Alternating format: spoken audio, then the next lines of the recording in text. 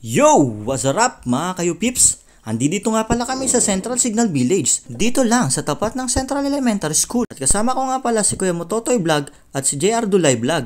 At yun na nga, meron kami nakita na nagtitinda ng tacos. Tara, samahan nyo kami at ating tikman. Agad-agad na nga kaming bumili kay Kuya. Nagpaluto na nga kami dito ng 3 tacos. Ayan, nagumpisa na siya. At habang piniprepare ni Kuya yung mga tacos namin, busy-busy naman kami sa panonood sa mga ginagawa niya. At yun na nga mga kaibigan, hindi na kami makapaghintay na matapos yung pagluluto niya at matikman namin yung kanyang napakasarap na tacos. Sa amoy pa lang kasi neto, nagugutom na ako. The best talaga, nakakapanglaway. Tinumpisa na nga pala ni Kuya maglagay ng beef sa tacos. Ayan na, kitang-kita nyo naman yung pag-usok niyan. Yun, yung amoy pa lang, nakakapanglaway na talaga. At nilagyan na rin pala ni Kuya ng gulay tulad ng cucumber, tomato, at onions. At tapos ang ating mga umatikabong mga sauce. Ayan no, tignan nyo, di ba? At sa amoy pa lang nito mga yops, talagang matatakam ka na sa sarap. Inumpisa na nga itong tupi ni Kuya at siguradong malapit na natin itong matikman. Kung saan nga may masarap, dapat pinupuntahan. Sanay na sanay ka kumain ah.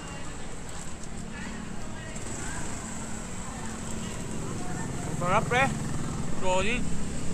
Kaso ang anghang niya, hindi siya ganun kaanghang. Sumasama yung anghang sa timpla ng mayonnaise. Pwede mo naman dagdagan ng spicy yan eh. Hindi, sakto nga lang pre. Ang sarap eh. Mas puro siya ano, anong tawag doon, yung beef ba yun? Pipino. Mas maraming laman. Solid.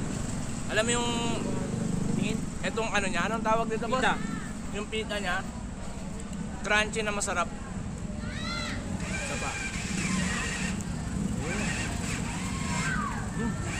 Solid. Pwede.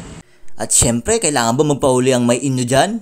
Syempre hindi mangyari yun, titikman ko din yan. Kita nyo naman yung kagat ko dyan mga kaibigan. Sulit na sulit yung mga bawat kagat. Tingnan nyo po, isa pa po ako dyan. Wow! Pangalan ng ano mo kaya? Store mo? Pakilala ni Kuya? Food cart ko, pangalan, Di Maria Tacosan. Kung tuwing anong oras ka nagbubukas kaya? Alas 3 ng hapon hanggang 8. Tapos, magkano yung ano nyo, yung tacos nyo? 50 lang po, with cheese na yun. Tapos regular, 40, may ulme tayo, 60 lang.